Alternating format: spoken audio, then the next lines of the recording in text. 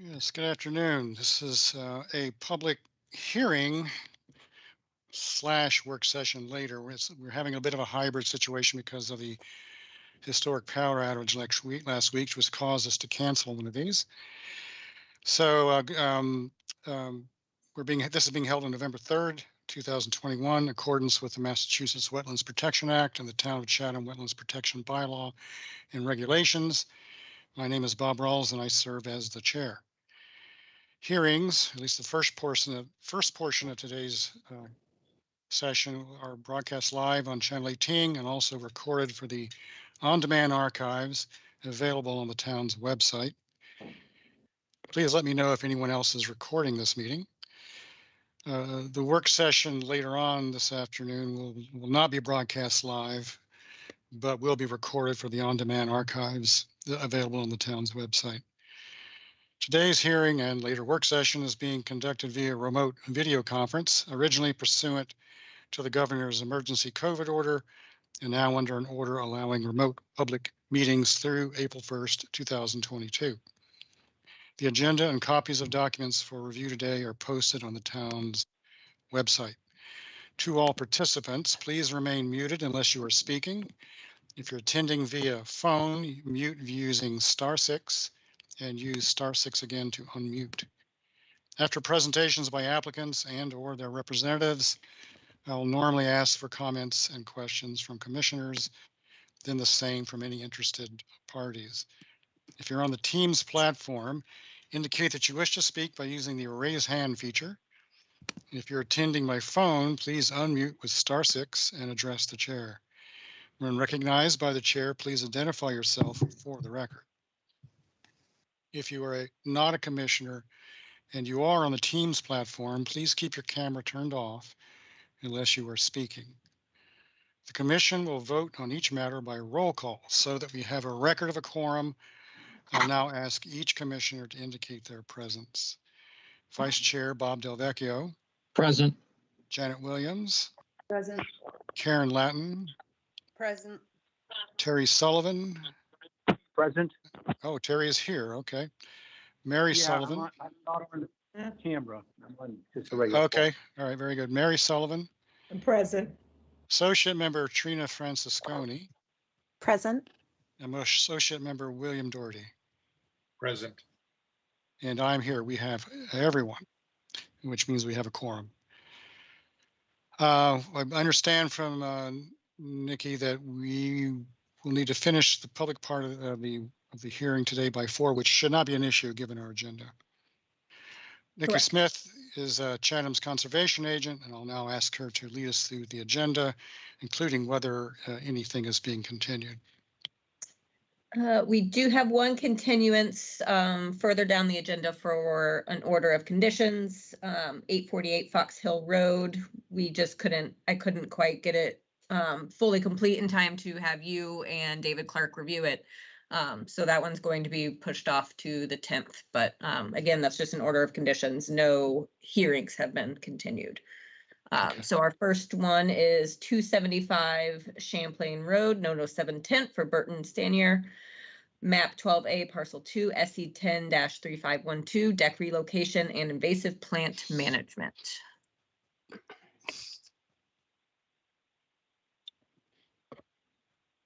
All right, and that is a coastal engineering project. Do we have anybody here for 275 Champlain Road? Anyone representing? Katrina's here. Yes. Oh, Katrina's here. Okay. From Wilkinson Ecological. Mike Ford is also here. And Don Monroe was having trouble getting onto the call, but I believe he's here now. I just spoke to him and he said he was able to get in, but he was definitely having trouble. Okay. Well, we're ready when any of you are. Do you see Don Monroe? I don't.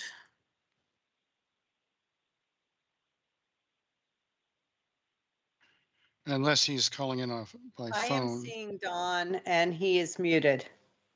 This Okay, is just Karen gonna- Lott. There he There is. we are. We're in.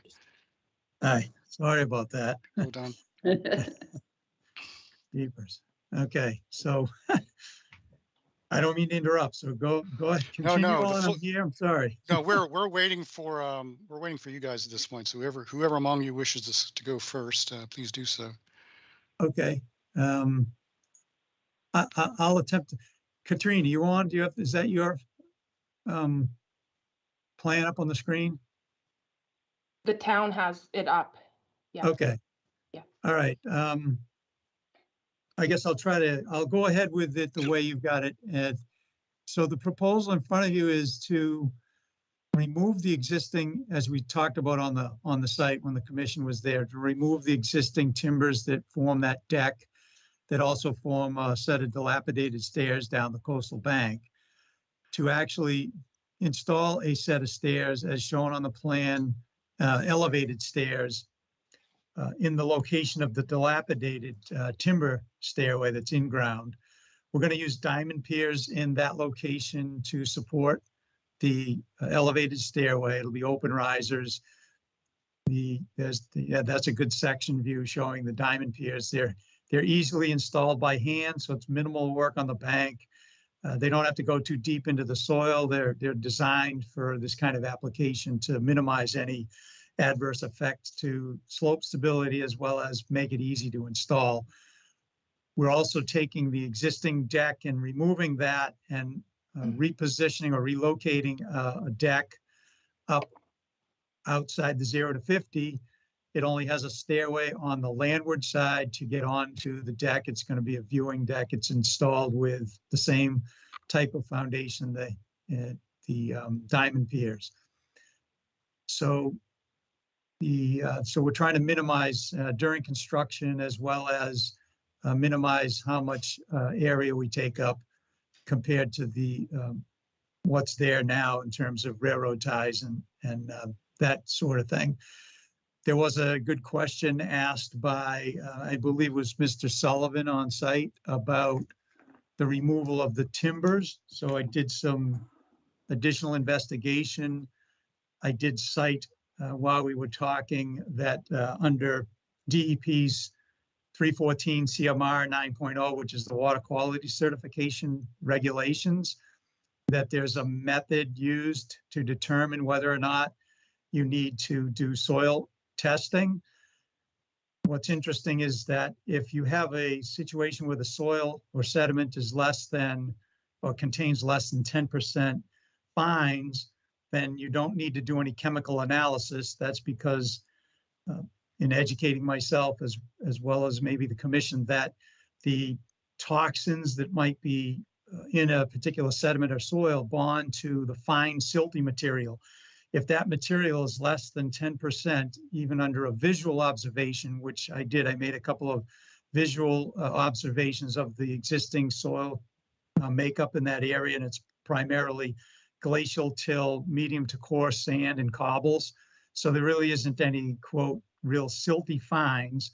That means that the toxins do not bind or bond to the soil. Therefore, there isn't a requirement under the 314 CMR 9.0 to do any chemical testing. That's cited under 9.072A. So I don't believe that we'll be doing anything that'll be detrimental by removing the timbers. I don't think we need to, based on the regulation. I don't think we need to dig any soil up. I think the planting and I think the blanketing will take up anything that might be there, but I think most of it's probably already gone because of the nature of the soil material that's there. So that is basically our description of the work. I know that there's some extensive planting and invasive species removal, as well as some planting that will be proposed by Katrine from Wilkinson. We also have Mike Ford here to answer other questions. We do have a meeting with ZBA. I believe it's tomorrow night. Mike can correct me if I'm wrong. So if you want to hold your questions till the end, that's fine. But if you want to ask me questions now, that's also fine. So I guess I'll leave it up to you folks as to whether or not you want Katrine to go through what she has, and then we can entertain all the questions you might have. Okay, thank you, Don. That was illuminating, your finding about the soil.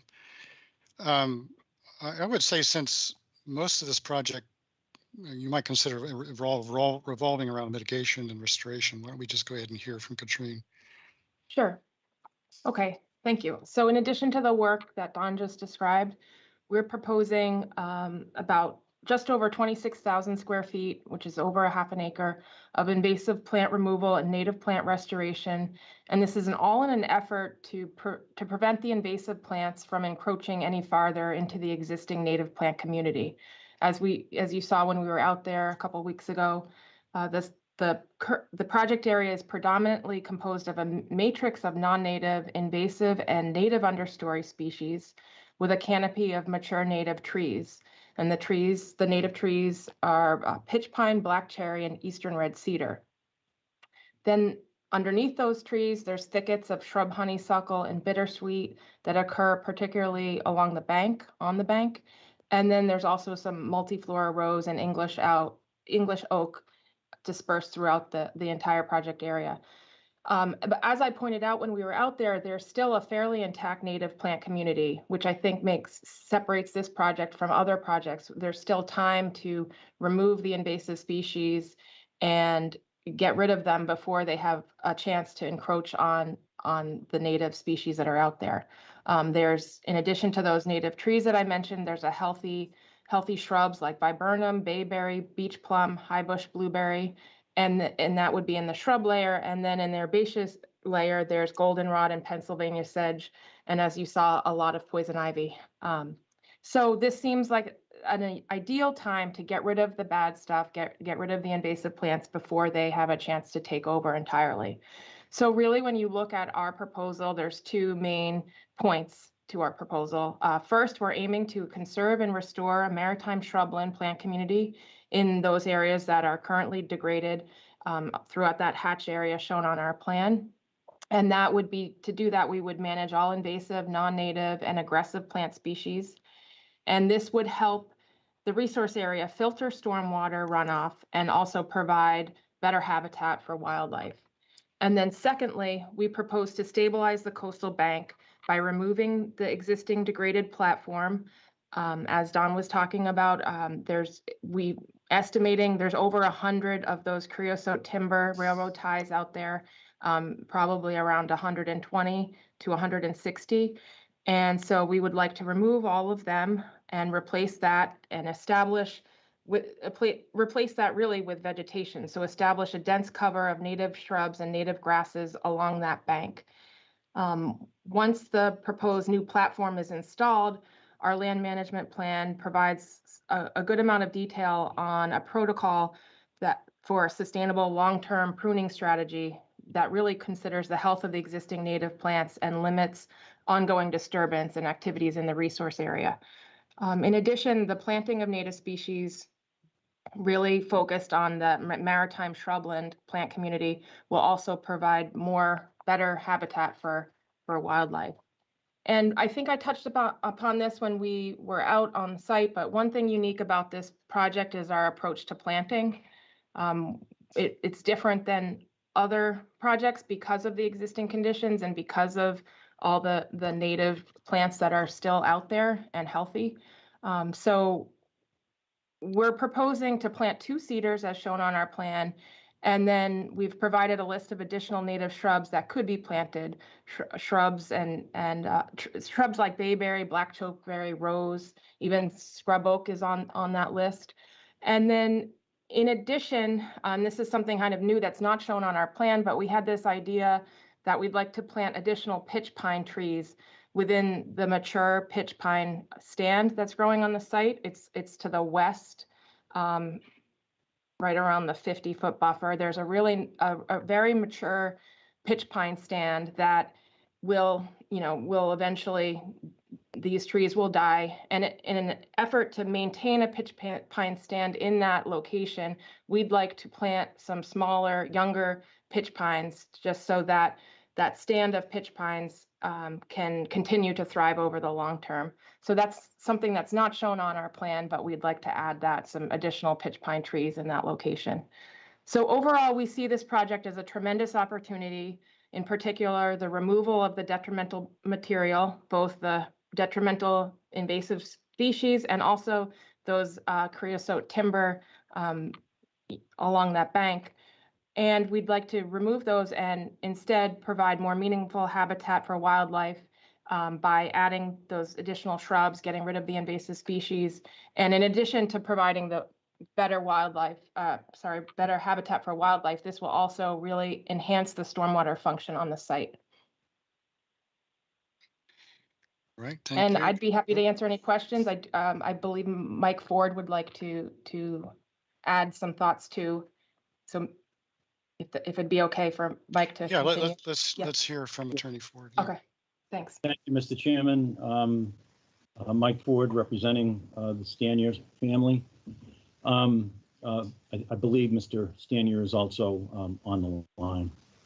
I was hired to assist with the zoning aspect, and since this is kind of a unique situation where, in addition to the typical special permit that you see in the Conservancy District for stairs and or a platform, which triggers zoning review, this is also needs a special permit, being an accessory structure located on a lot other than where the principal structure is located. And so the Barnstable zoning bylaw allows, by special permit, accessory structures to be located on lots other than the lot where there is a principal structure. The Staniers own the property next door, the abutting property, where they have a home. And they purchased this lot fairly recently, within the last year. And they did so, frankly, as kind of a defensive move. It became available, they learned of it, and they also learned of the interest of a number of folks who were looking to develop it, to divide it. It's a large parcel and it can be divided into a series of single-family house lots. And so they decided to make a purchase of it. They did. And they have no immediate plans to build a house on it. That's not to say at some point in the future, a member of the family might not build a house on this, but for the time being, they have no present plans to develop the property more than what you see with this particular filing. And so the filing before zoning is really a way to kind of create a nexus between their existing house on the adjoining lot and this lot.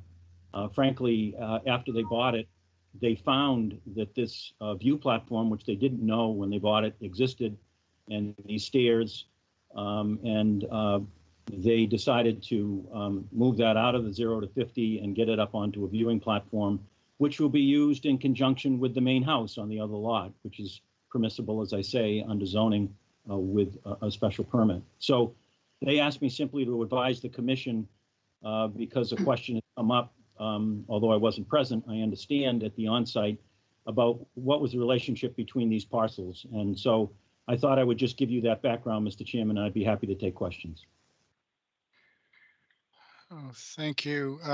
So you're citing, just while we're talking, since you're here, we're talking about a Barnstable County stipulation that this would be allowed, but is there anything specific to Chatham that addresses it? I'm not talking anything about Barnstable County. I'm not sure where you got that. I thought you used the word Barnstable, and so that's what I was confused. Oh, if I did, I misspoke. Chatham zoning bylaws. Chatham zoning, okay. Yeah, specifically allows an accessory structure to be off of on a different parcel, provided there's a special permit issued. And so we've applied for that relief as well.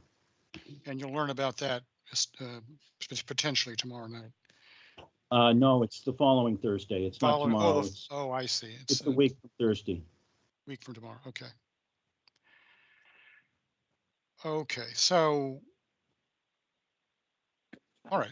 Why don't we go ahead and, I mean, this, as you say, this is an unusual situation. I'm not sure if I've seen one like this where, you know, the work is being done on an adjacent lot that's owned by the owner. But nevertheless, let me, let's go ahead and open it up. Before you leave, just Okay. to take issue with the comment unusual. I have appeared before the Zoning Board of Appeals on a number of occasions where they've granted special permits for accessory structures on adjoining Well, lots. I'm just saying it's an unusual for us. And I don't Okay. recall in the last few years, this body seeing something like that. But normally we don't. Anyway, it's just unusual to us. That's all. I don't mean to say anything pro or con against it with that comment. Understood.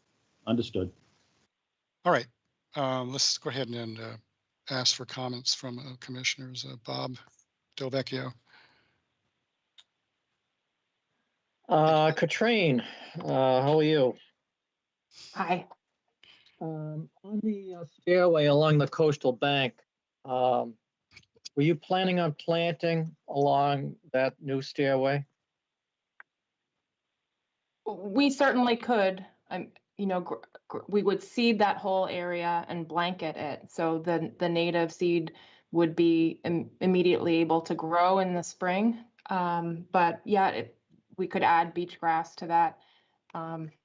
Yeah, anything more substantial, I think, would be a benefit. I know you have these listings, the native shrubs and the meadow mix, but even if you outline that on the plan itself, that to put something more substantial in there to kind of hold the bank after that stairway is constructed. Sure, we could provide that detail. Okay, because that's pretty sensitive area right there, on that slope. That's all I had. Thank you. Okay, Bob. Janet. Thanks, Bob. I have two areas I'd like to talk about some more, and one is following up on Bob's question, the stairway down the bank. If the purpose of this project is to provide a viewing platform, an observation platform for the family, and there's easy access because we walked it from their house to this platform area. Why does the project need a stairway down to or up from the beach below? They also have a separate access to the beach that runs from their house.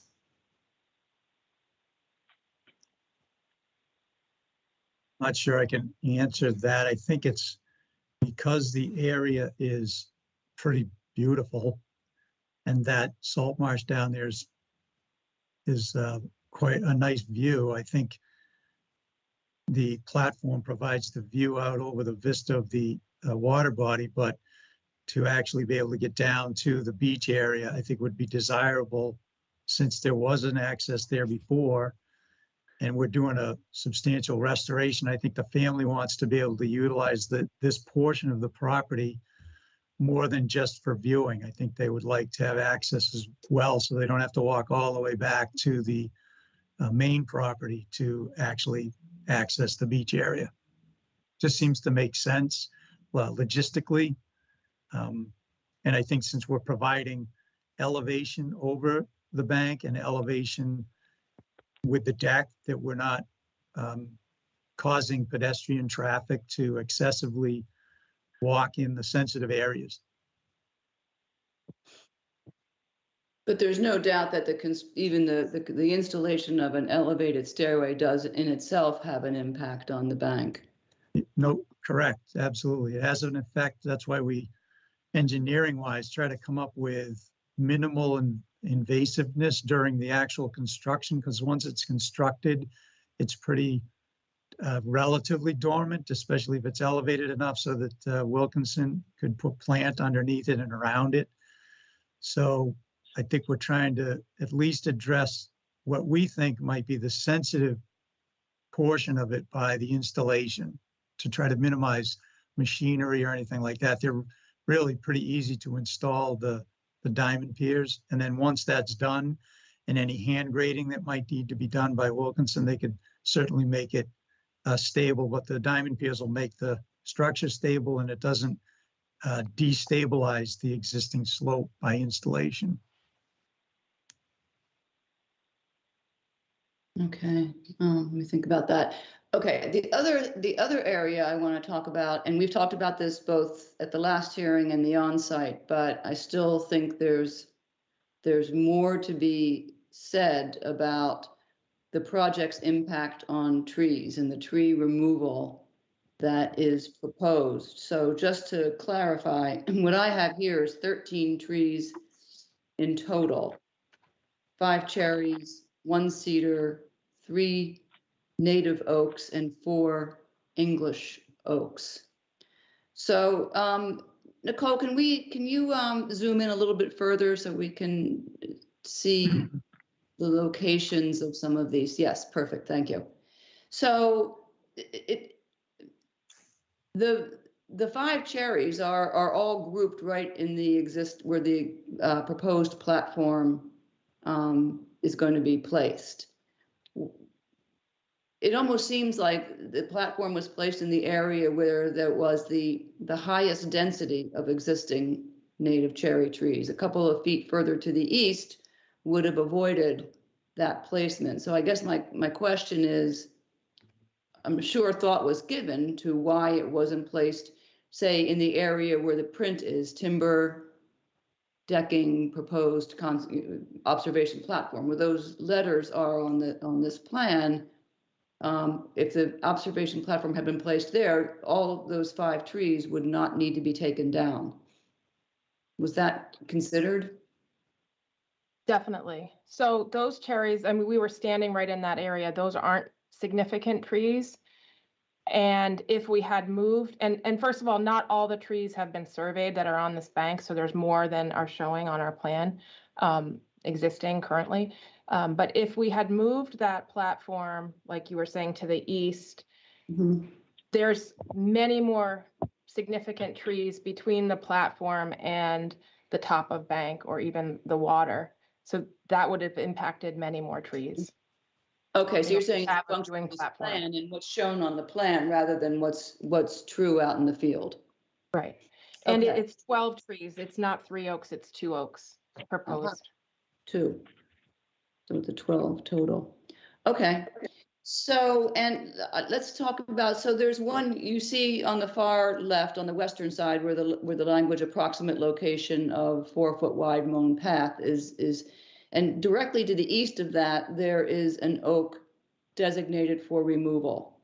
And I remember asking about that when we were standing down on the beach. Why is that oak being removed? That's an English oak. It's non-native species. So there's 4 English oaks that we're proposing to remove based on the fact that they're not native. Well, I hear you, but I think about native versus non-native versus invasive vegetation on a spectrum. You know, and on one end you have the highest value native vegetation performing the highest value ecosystem services and has best function. On the other end are the awful ones that everybody thinks we want to get rid of.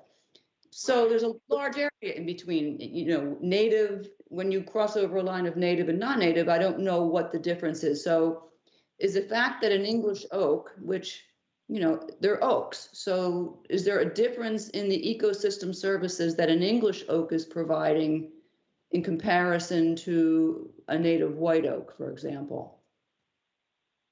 There's not a lot of research on English oaks specifically and their habitat value or non-value here. But I think overall, what I think is important to think about is that this is a non-native species. It's not state listed because the state is looking at invasive plants that have that characteristic throughout the whole state. And so when you look at the scale of the state of Massachusetts, English oak might not be invasive because other areas don't have the same soils that we have, for example. But when you look at Cape Cod, the scale of Cape Cod, and particularly we see it all the time on projects in Orleans and in Chatham. When you look at the scale of Cape Cod, you could very easily argue that English oak is invasive and acts like invasive. It might not be a state listed invasive, but it should, if there was such a thing as a Cape Cod listed invasive, it should be on that list. What do you mean? Especially when you look at, Go- sorry. When you Look at the scale of Chatham, I mean, we have a project just down the road, or just down the beach from here, where there's an entire grove of English oaks out competing any native species there. I mean, these English oaks are going to take over and outcompete native oak species, for example.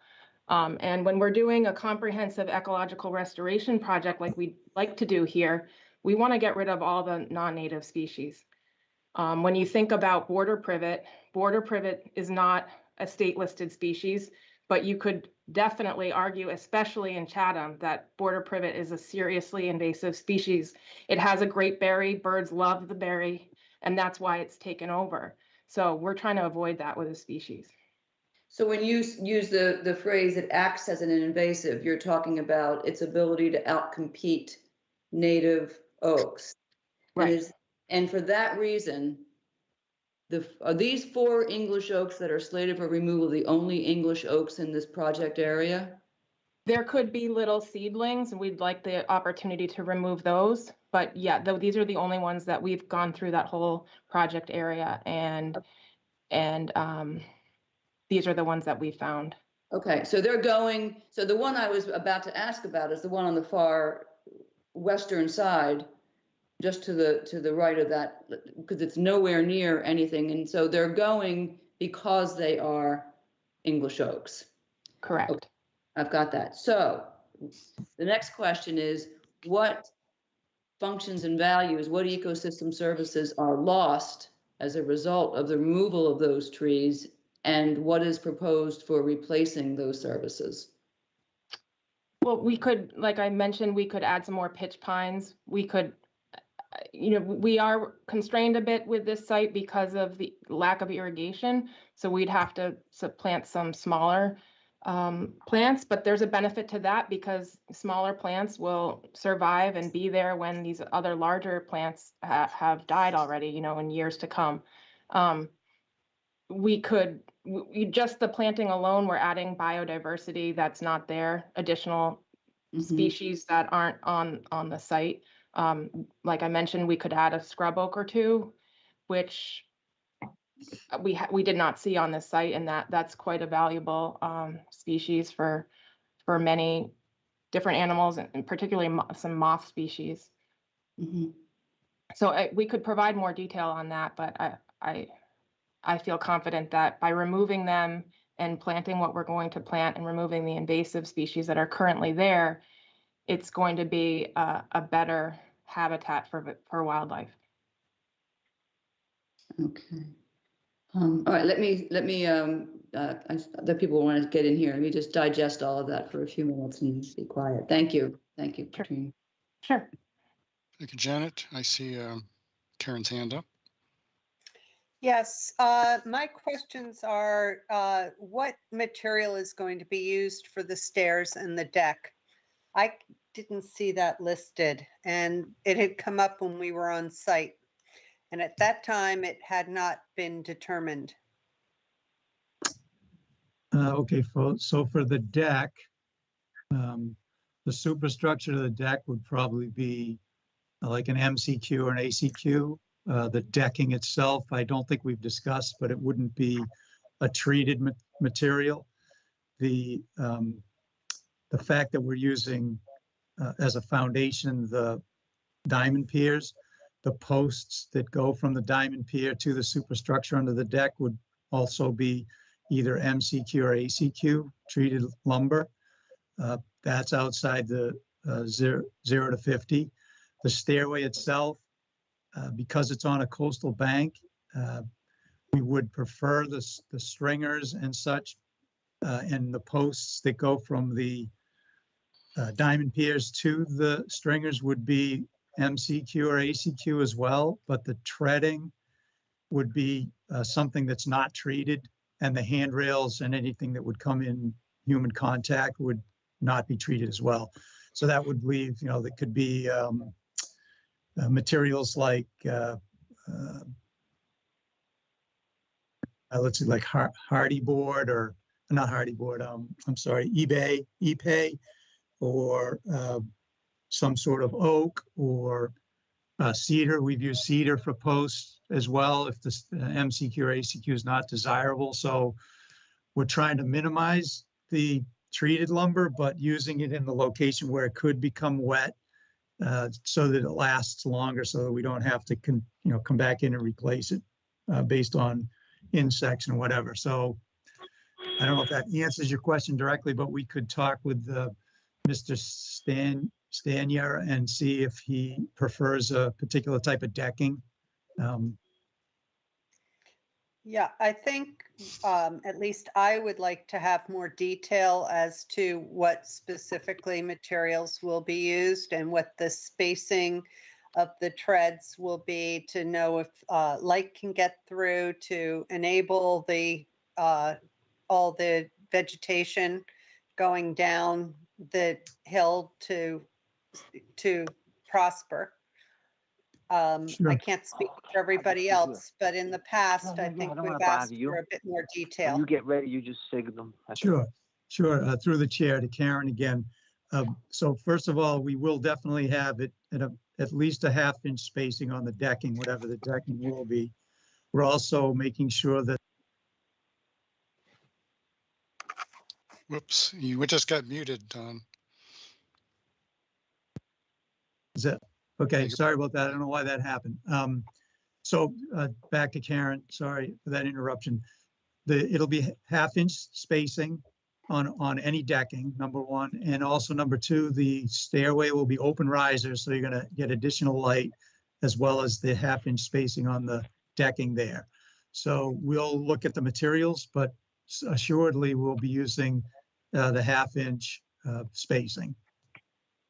All right, if we could maybe have this reflected on maybe that second page that shows how the diamond pier supports and everything look, that would be helpful, at least to me. Thank you, that's it. All right, thank you, Karen. Just see no hands up all way in. The whole conversation about English oaks hits a little bit close to home for me, because on the property where I live, my father-in-law planted copious numbers of them 30 years ago.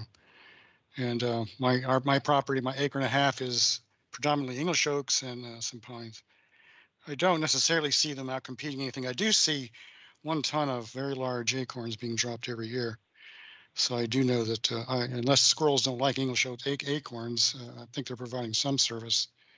I do see some insects on the leaves, as you would with a native oak. So it's an interesting topic. It's one that's personal to me. I actually did some research on it as well. I see that there's a lot of it done in England, of course, where they find that they have a lot of ecological value there. Whether they have similar ecological value here, I guess, is still an open question. So to be continued, I suppose. But if English oaks, if Katrina, if you want to remove English oaks from all your projects, you probably won't be hiring Wilkinson for any work in our property. Okay, so this, in the scheme of this overall project, I mean, that's just one small component, and it's just something that we felt was important on this site, but it's not. There's 4 trees there that are English oak, so right. It's not when you're looking at the comprehensive project, there's a lot more going on. Certainly are. So I want to go back to the tree question. And so we've established, and it's been a little confusing to me, but we've established that there are 12 trees coming out of various sizes, at least currently with the current plan. And current plan calls for, and correct me, this is what I think I read, 2 cedars. And I think that's where we are now, unless I've 1 cedar. 1 cedar. Okay, we're down to 1 cedar. So you said 12, but I'm counting 13 on the plan. There's these 6, 7, 8, 9, 10, 11, 12, and then this 13. Okay, but it is kind of hard to see some of the X's. But I don't think it matched up with one of the narratives. I don't remember if it was your narrative or the original coastal narrative, but the numbers didn't quite match up. So just another plan revision that should, I would think, be pretty easy is just putting maybe the X's in a different color on the trees, because with the branches, it's kind of hard to tell. Okay, yeah, that's a good idea. It is hard to see. Yeah. Which probably counts for some of the confusion. So, typically when we have projects like this, we strive and wish that there could be something close to one-to-one replacement of trees that are taken out. And I understand this is a wooded lot, and I also understand you're putting in a lot of understory. And I understand that you don't want trees in the view corridor that you're seeking. But nevertheless, it's a bit of a gap. And I ask whether or not it is possible in some way, somehow, to close that gap. I think we can do that. Mr. Chairman, this is Mike Ford. I echo that. The owner would be certainly willing to have Wilkinson provide you with some additional mitigation here. Yeah, thank you. To be clear, I'm not asking necessarily for additional mitigation, but for mitigation of a different kind in some areas. All right, so Shannon, have you finished mulling over what you were mulling over, or do you wish to have follow-up questions? You're muted. I do have a follow-up, which is on Okay. the two native oaks that are slated for removal. I know one is down on the bank. That's the one that we noticed from at the beach looking up at it. There's one native oak and one English oak to the beach side of the proposed platform. So I assume that that's coming out because it's within the view corridor. But there's another native oak immediately to the west and just to the south of the group of cherries that are slated for removal. Again, I'm still concerned about, as Bob has put it too, about the loss of certain ecosystem values in the removal. Why are they coming out, and do you know their size so we can think about calculating the loss? I had the Of same that. question with this cedar over on this side as well, why that needed to come out, because it's not in the view corridor or in the platform area. Okay. We can provide the size of those and maybe look at that in more detail. We did have some protocol about just in terms of the removing the deck and the access. And so maybe That's what it was. that one oak we could in particular look at to see, when we were developing this plan, we didn't, the platform wasn't staked yet out in sight. So when we were out there with you, I also noticed that oak and thought maybe we could save that one because it was hard when we're planning without, when you see the stakes in the ground, you really can see what's going on clearly. And so I think maybe that one oak could be saved. That's great. So if you're doing that, because we're only talking about, we're talking about 12 trees in total. So what I would like to see is the listing of the 12 of the trees that are slated, the reason, because they're all either on the bank itself or in the no disturb zone. So Yeah. even though the platform is moving back, the loss of the trees is all within the resource area. So the reason for removal and the size. Okay. And what's proposed, I guess, that helps us get to evaluate how the loss of those trees will be compensated. Thank you. That sounds good. Yeah. Bob, you have your hand up again. Yes, Bob, just a quick question for Katrine, just a clarification. Katrine, you'll be planting underneath the stairway as well? With Yes. seeds or what have you? With the seed, and we could also add maybe some beach grass in that area to your point earlier. Sure. Okay, just wanted to clarify. Okay, thank you. Yeah. Yep. Okay, so if I see no other questions. So it would seem that much of the questioning revolved around trees and which ones are coming out and why, what would replace them and so forth. And so it looks like you It appears that you are going to come back with some revisions on that matter.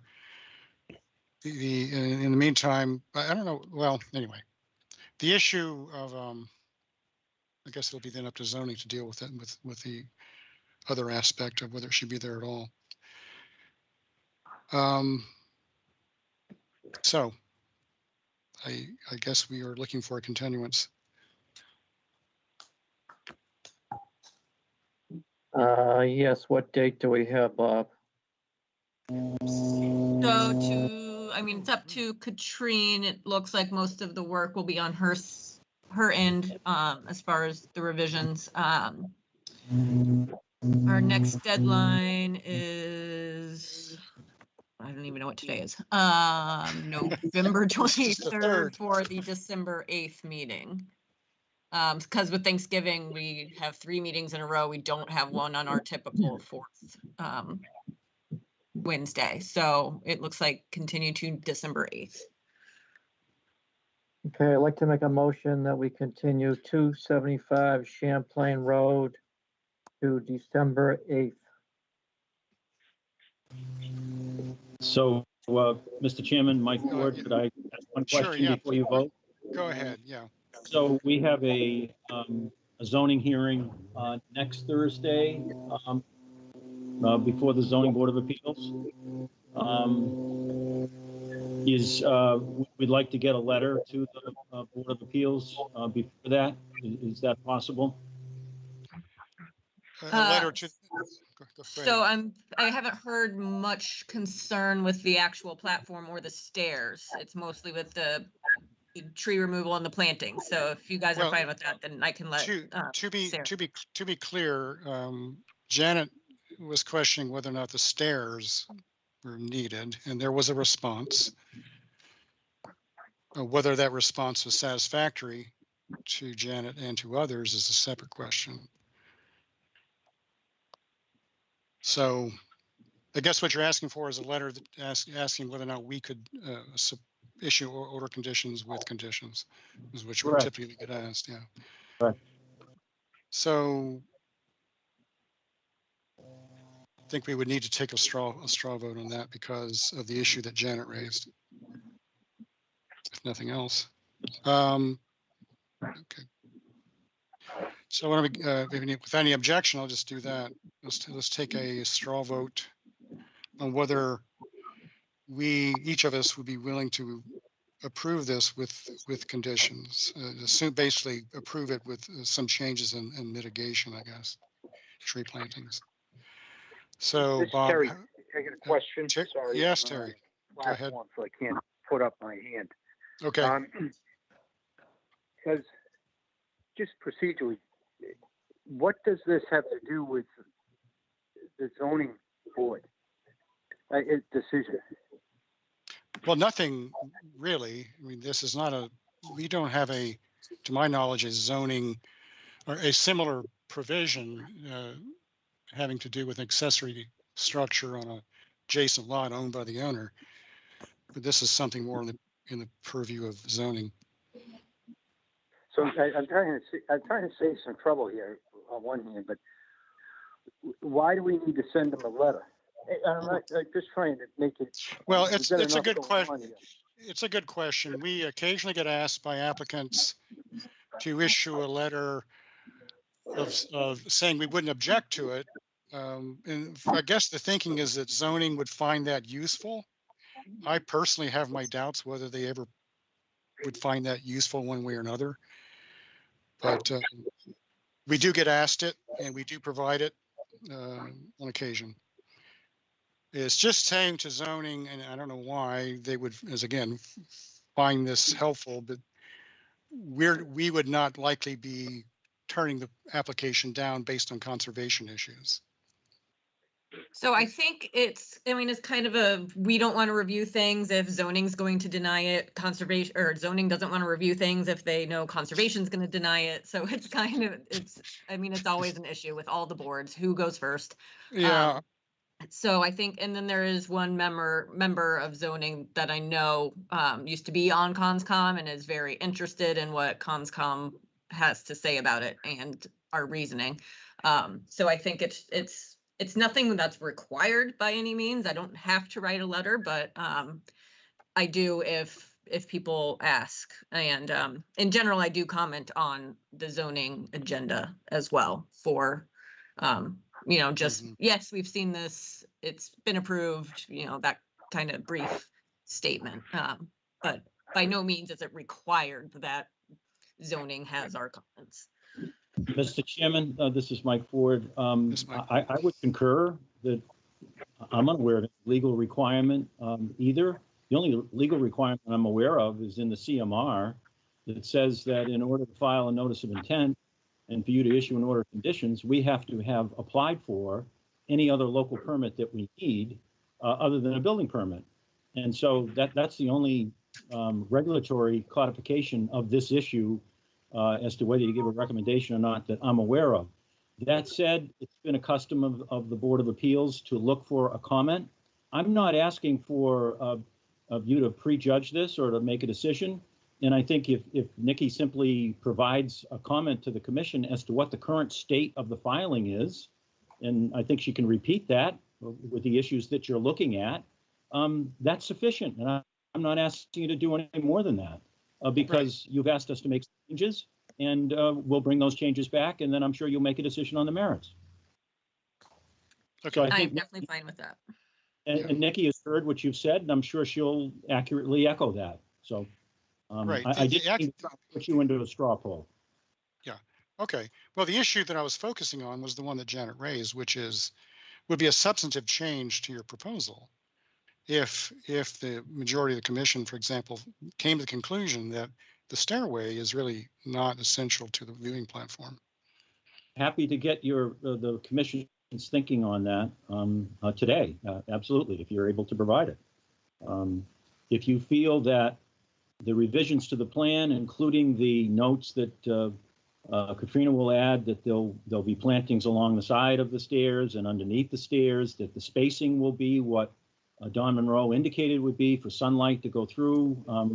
All of those things, if all of those are important to have in front of you when you take that roll call, then maybe that needs to get put off. But that's your call as a commission. Well, I'm just thinking that in order to try to keep things moving along, and I'm belaboring the point on this particular issue because it's taking up more time. But I think if someone wants a status, Nikki can shoot it over to him, and then we can just move on to the next item. all right. So Nick, got some questions too. Oh, you do? Do you have more questions, Nick or Terry? Well, I'd like right now. Let's just keep moving on for now. I don't really have any more questions. I think I've got them answered. I just wanted to move it. I don't understand why we're going to give if we're going to vote for it, we'll vote for it. If we're not going to vote for it, let's just keep moving on for now. That's my opinion. Okay. Okay. Because if we're going to put a straw vote in, then let's vote for it. I don't know. I'm beginning to rethink the straw vote thing. Nikki, what sort of, so the letter would say what in general that you have in mind? I would just outline the revisions that you were asking for and the additional information, and probably say something along the lines that there may be revisions to the plan, perhaps even removal of the stairs or moving of the platform if it was found that there was a better location for it. But in general, the overall project would likely be approved with conditions in some form, I guess. I mean, I would word it better than that. That was on the fly, but. No, as long as you put the phrase "I guess" in there, I think it. Yeah, I guess. I guess it might be approved. I don't know.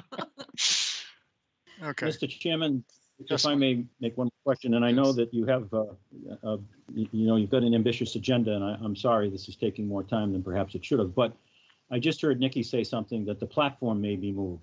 That is important. I cannot go to the Board of Appeals and tell them that the site of the platform may be moved. So if that, remind me, this was brought up and Katrine answered, was it determined this was definitely the best spot for it? based on our many site visits and site analysis, yeah, we felt strongly that this was the right spot. Okay, so then I would trust that that is the correct answer, and I would not put that in the letter that it may be moved. All right. Thank you. And outside of the 50, we were really trying to find a spot outside of the 50. Mhm. Okay. So, yeah, let's just go ahead with that general language, in my opinion, Nikki, and because who knows what, we won't take any votes now. We'll just wait to see how it goes. Thank you.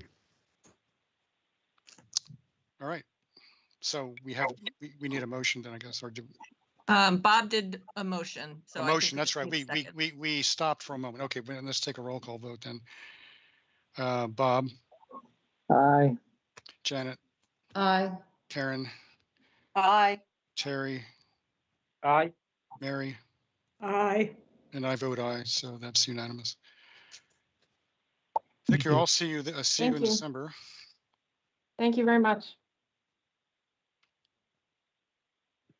All right, so now we have 43 Dune Drive, 43 Dune Drive Realty Trust, map 16A parcel C4, SE 10-3510, replace deck and landscape alterations. Good afternoon, David Clark, Clark Engineering. On behalf of the applicant, I trust you've received the revised plans.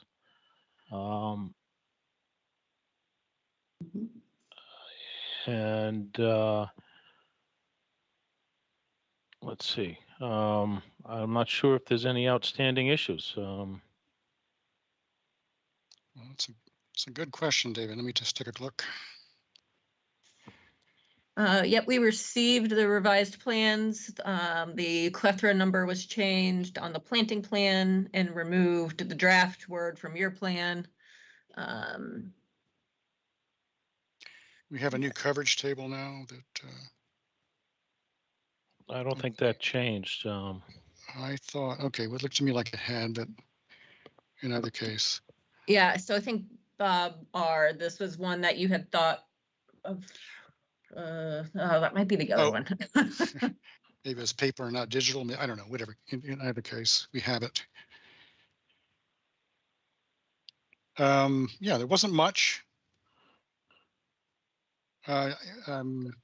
So let's just go ahead and quickly open this up for comments and whatever we received or any other comments anybody has, questions.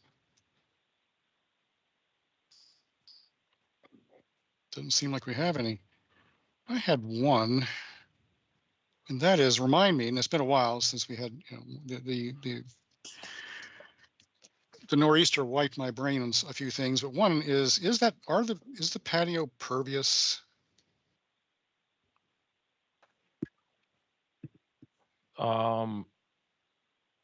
Which Patio.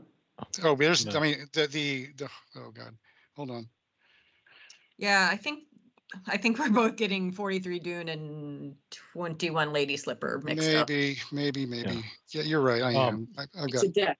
Yeah. It's a deck. You're right. Yeah. I'm sorry. I withdraw the question. Withdraw the question.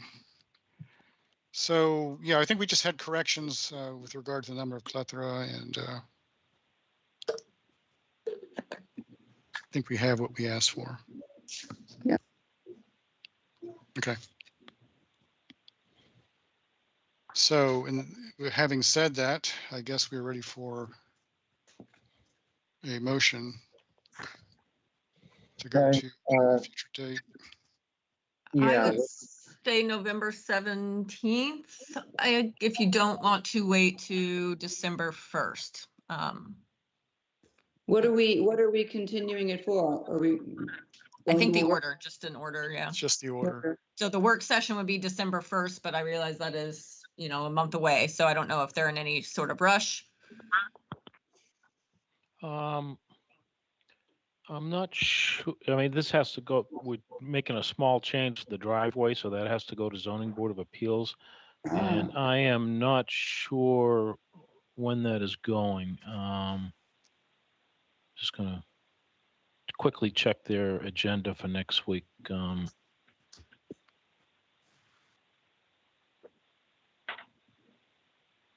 don't see it on next week's agenda. So I guess December is going to be fine. Yeah, I don't see it on next week's agenda. So. All right, so that would be December 1st work session. David, Okay, would let's this, make a- I'm sorry, just, Yeah. would that driveway change affect anything for us? I don't think so.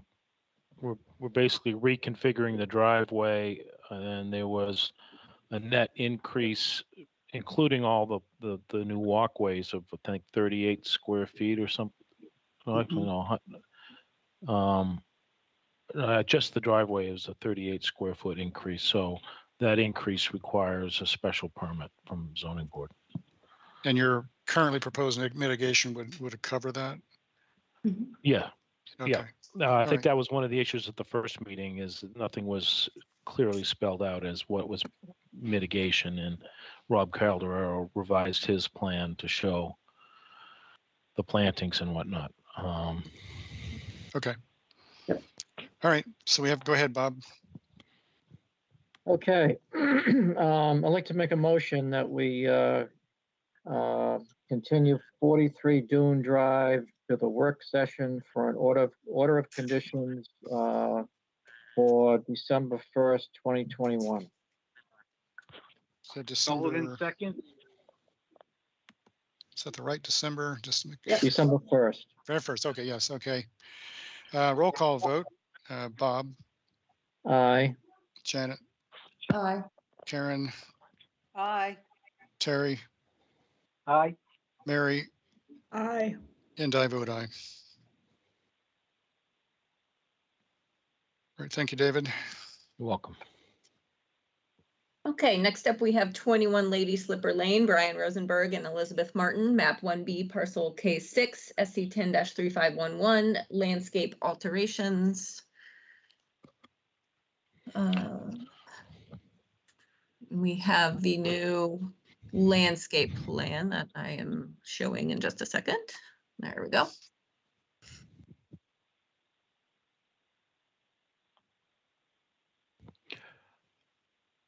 Okay. And All right. Oh, so David Clark, Clark Engineering. So obviously you have the new landscape plan. I also submitted a punch list of what I took out of the meeting is items that the commission wanted changed or resolved or more information on. So starting with the shed, I thank Bob Delvecchio for pointing out the problem. that was good, Bob. Yeah, it's amazing that everybody on my side missed that. So what we're going to do, relocating the shed anywhere within 50 feet of the top of the bank is going to require zoning relief. So all we're going to do is spin it 180 degrees on its existing foundation. So pick it up, turn it around, plop it back down. And there was a question about the pine tree out by the top of the bank. All we're going to do is remove the English ivy from the tree. And continuing on with the ivy, we'll do a complete removal of the English ivy on the bank. And then there was questions about the cedar trees near the shed. So there's one there now that's in tough shape, and we're going to replace it with two. Commissioners also asked about, we're removing a retaining wall on the water side of the gravel area by the shed.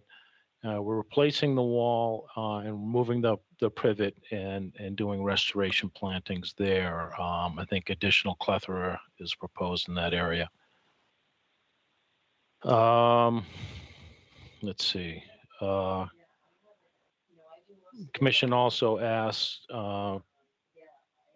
for a little more robust alternatives analysis. I did provide a photograph of the area where we're asking for basically a stepped retaining wall. And you can see from the photograph, it's somewhat a taller area of a retaining wall, and the Rosenbergs are concerned about children and the height of that wall. So basically the stepped wall provides an area to put vegetation in and provide less of a drop. Right now, that area, that lower area to the walkout or the storage area underneath the house is kind of disconnected from the pathway coming around from the driveway. And that's the main purpose of the project, is to rework that area and provide a safe passage, so to speak, from the step pathway to the storage area underneath the building. And Bob Rawls mentioned at the previous hearing about the patio for this project. It will be pervious, just like it's pervious now. I think that's about it. We did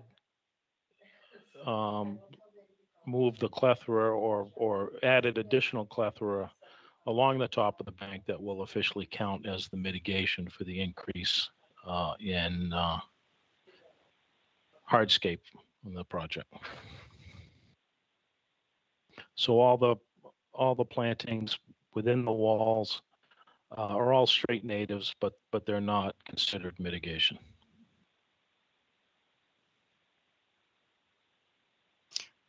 Just since you're mentioning that, you're talking about that single row of plants in the planter-like looking area. Yeah. Okay. Yep. So we took the clethra out and replaced it with bayberry. So it is still a straight native, but we're not counting it towards the mitigation. You were, but you're not now because you added more Correct. mitigation. Okay. Correct. All right. Okay. Well, maybe I'll take a turn. Is that all? Sounds like. Yeah. And Tom Dempsey from McNamara Brothers is also on the line if you have questions about the landscaping in general and the implementation. Okay. Let me just take my turn at going first. And I think the only thing that I would appreciate is on the landscape plan, or as it's called here, landscape plan, is to somehow, and I think you brought up when you talked about how what was mitigation is no longer, if you could somehow color code the actual mitigation areas for this project. I know you had this new area out in front of the house, but there's also, I think, an area to the side of the house, just so that it would be apparent to the agent when they went out 3 years from now to perform the certificates of completion. It would be obvious to them where they should be focusing. Well, that's what's highlighted in red on the landscape plan. So that's what we're calling out as. Oh, that's the only mitigation area. Yes, and so everything else is restoration plantings, but we're not counting that towards mitigation. I get it. So there is no.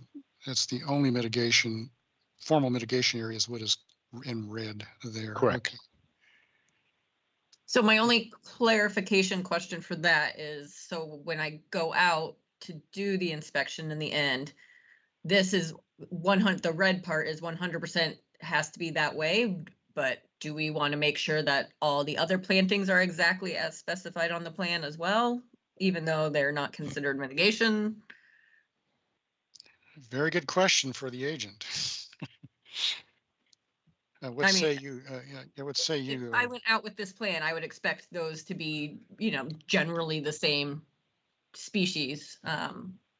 Maybe with a few changes here and there, if something dies off and something else is found to be better, have better survivability. But I mean, just to be clear, like these plantings, even though they're not in the mitigation area, are what is supposed to be out there in 3 years when I go out.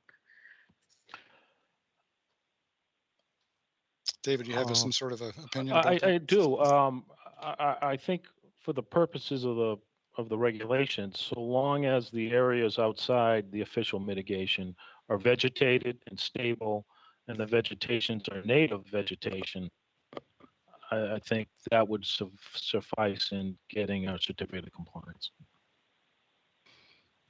Technically speaking, that would be true. Yeah, I mean, I'm fine with the native part, as long as they're native vegetation and it's, you know, vegetated basically to the same extent. I'll probably put a condition in there that says I want a planting list of everything that was planted in our jurisdiction. That's reasonable. So one, I guess another issue on related to this is that on this planting plan, I don't see resource areas designated.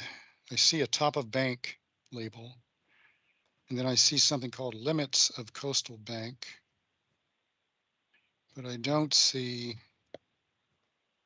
and maybe that's because I have to go back and compare to the site plan, but typically we would like to see those identified and labeled, the 0 to 50 and 100 to 50, 100. That would help the agent also know what to focus on.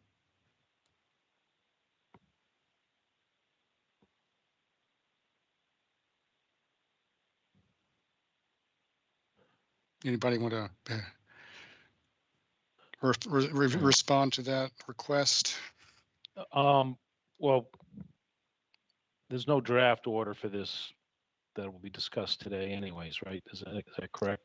Correct. So. Oh, wait a minute. No, we have no order for this one. Okay, so yeah. we can certainly add that to the landscape, excuse me, to the landscape plan for your December meeting on this. Yeah, I just think if nothing else for completeness, that ought to be labeled. And I'd also add the 2 cedar trees as required mitigation, because that's mitigation for removal of the 1 cedar that's in not great shape. Yeah, and while you're at it, could you just never mind. I'll withdraw that comment. Bob, do you have your hand up? You do have your hand up.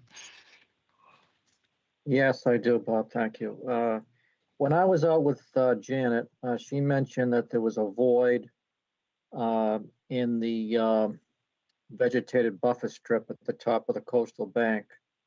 And she wondered why we weren't planting in that void. And I think, David, you suggested that you were going to come back with some plantings there. Am I correct in saying that I don't see it on the plan as it is now?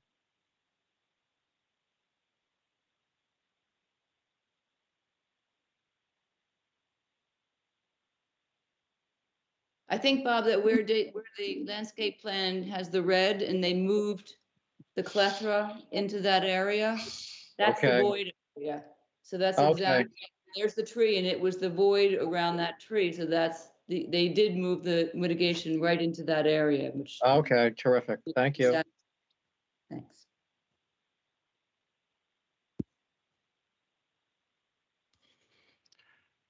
All right. So just some minor revisions, which means we could probably, these are just basically documentation changes, I think, so which means we could potentially move to a work session. Yes, I would say December 1st again. Okay. December 1st. Okay, I'd like to make a motion that we continue 21 Lady Slipper Lane to the work session for an order of conditions on December 1st, 2021. Latin Sullivan, second. We have 2 seconds. Very good. Yeah. Roll call vote. Bob, Aye. Janet, Aye. Karen, Aye. Terry, Aye. Mary, Aye. and I vote aye, and that is unanimous. Thank you, David. Thank you.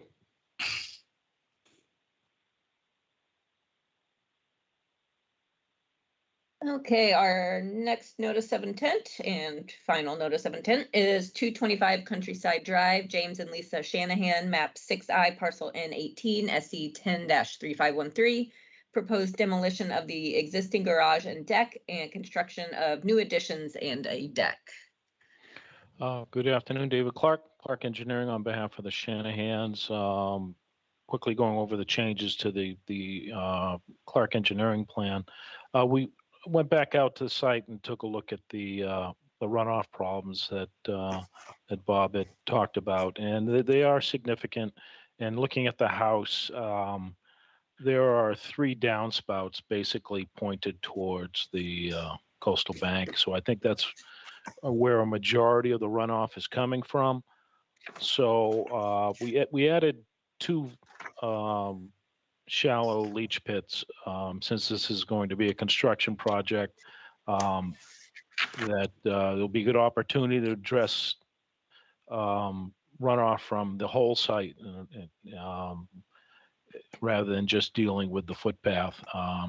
So we're adding up a catchment in the driveway to be piped to a leach pit. We're going to tie all the downspouts from the west side of the building into that, and over on the east side, we'll pick up the downspouts off the east side of the building into another leach pit on that side. And because Theresa will be doing some restoration plantings and mitigation plantings towards the footpath, it'd be a good opportunity to create a very shallow depression to catch whatever runoff comes off the lawn.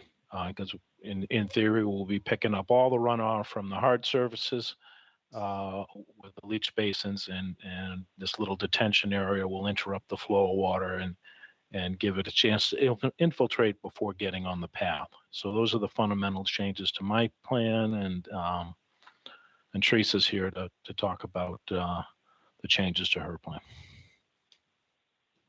So if you have any questions on my plan, be happy to answer them. Yeah, I guess it makes sense. I also added a cobble entrance. It's a gravel driveway now, and it looks like over the years, the berm out on the street have been beaten down a little bit, and water appears to be getting onto the driveway from the road. So we're going to do a little cobble entrance just so we have a short little 6-inch vertical buffer to keep the road runoff in the road. So. Okay, thanks, David. Anybody have any questions for David at this point, or should we? If not, we'll move on to Theresa. Sounds like Theresa, you're up.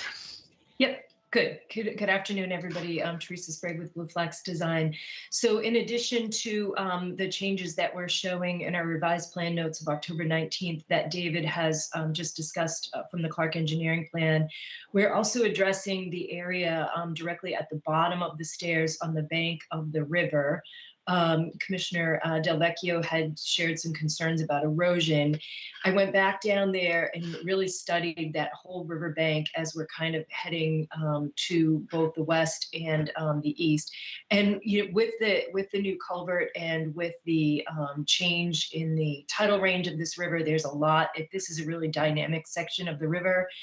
You can see that there's a lot of pitch pines and oaks that have just succumbed to the new tidal range in the river. They're broken, they're falling down. The edges of the riverbank are definitely changing, which they're meant to do. This was part of this restoration plan from the start for Muddy River, or Monomoy River, Muddy Creek.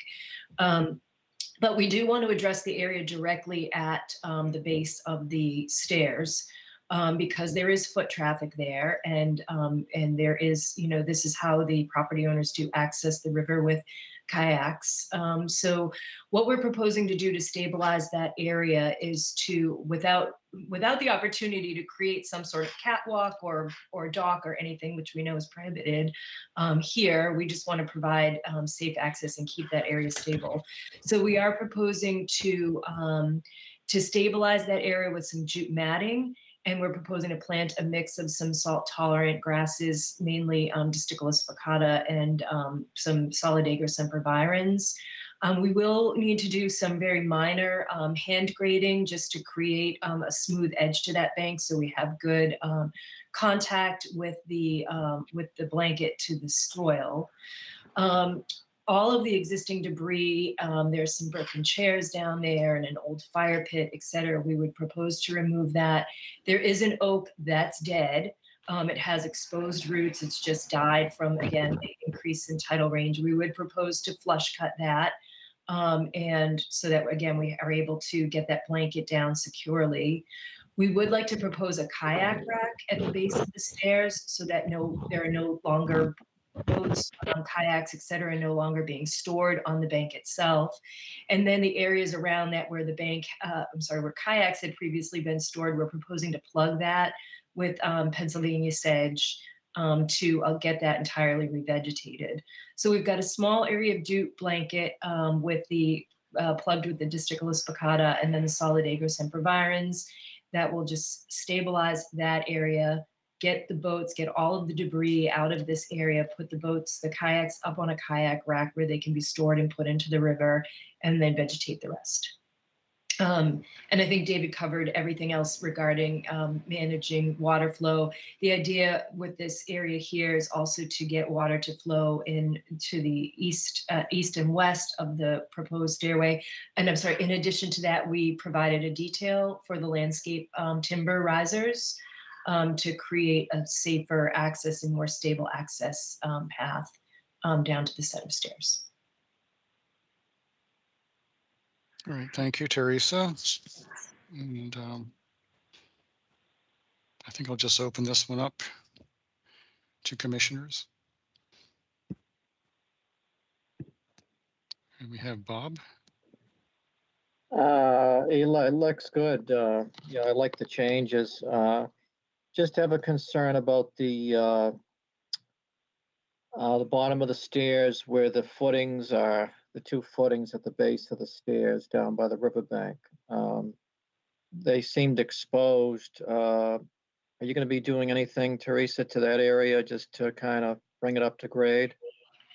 So one of the things that we looked at when I went down there is, do we need to add an extra step? Do we need to rebuild these steps? I mean, technically, I think, and maybe David can add to this, if we were able to rebuild these stairs and put an extra stair on, the problem is we're right at the top of the riverbank. And I was not sure how the commission would feel about adding an additional step at that point. But it's certainly something we would recommend because you're kind of jumping off that bottom stair. And as you pointed out, Bob, the footings are somewhat exposed. I just wasn't sure if the commission wanted to go to that level. This was not part of the original project, so we're kind of adding this on. Obviously, it's something that has to be dealt with, but we were not proposing to rebuild the access stairs at this time. So I wonder if it's dealt with at a time, perhaps these stairs are going to need to be maintained and they're going to need to be rebuilt at some point. That's not part of this project and this application, so I didn't bring that forward at this time. And maybe we need to address it as a separate filing for maintaining and rebuilding the stairs at that time. I kind of agree with that because I could also see possibly having a seasonal removable section of the stairs, being that the bank is constantly changing right there until it stabilizes. That would make sense to me too. Janet?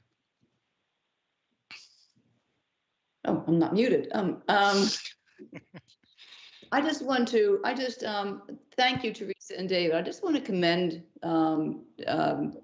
Theresa and David and Clark and Blueflex for not only listening to the commission as they normally do and respond to our needs, but by coming up with what strikes me as an incredibly smart and the most effective plan I've seen for a lot that is as constrained as this one, that has as many environmental issues going on in this one, to address the need for a small expansion of the house. I continue to be really pleased to see that at the end of the day, the main point of the mitigation is to create a good and robust vegetated buffer strip along the top of the bank that will help to protect that bank from the human impact that is right very close to it, because there's no other, this is the classic example of there is no alternative, because this lot is what it is and the house was built where it was. So I think they did a great job in accomplishing what the client needed. And at the end of the day, having it a net environmental benefit as a result. So it's going to be improved environmentally. So thank you, guys. I just had a quick question as I'm looking at this. The area with the 32, that was just being regraded. It's not a rain garden, correct? Okay, I think I've been doing too many orders that had rain gardens in them, so. On David's plan, that's the part that's shown as the very slight depression, very small swale at the bottom to catch anything. I don't know. I thought about, yeah, there it is. I don't know whether it makes sense to add it to Theresa's plan as well, because it doesn't show up there. Maybe just to be consistent, it could be called out there as well. It is actually on our plan. I think it's just covered by the plantings at the edge. So if you zoom in, you see that 32 underneath, so it does go into the buffer strip. Okay. Exactly right. So that we're planting a good portion of that out. Okay. Yeah. Yep. With plants that like to have their feet wet, I hope. Yes.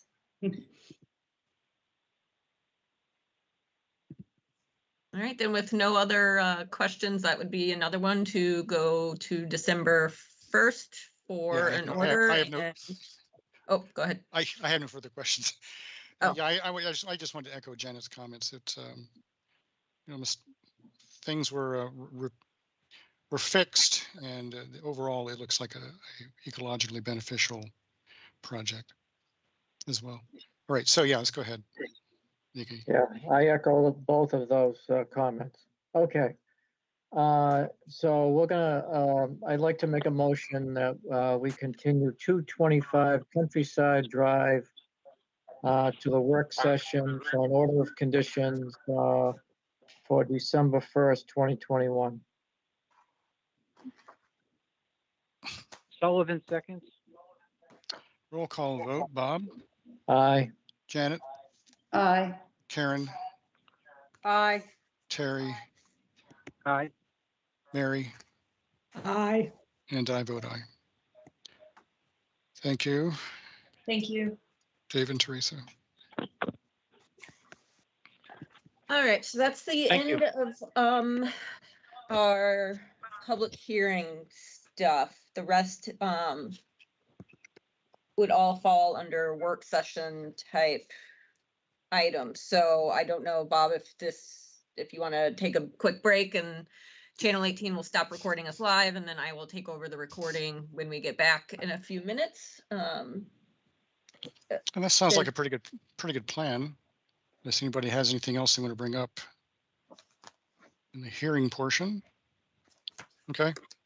All right, and so the Teams meeting will stay open. You don't have to exit the Teams meeting or anything. We'll continue back on this one. Just Channel 18 is going to stop recording, and then the rest of the recording will be available for on-demand watching, as you mentioned, as it normally would be.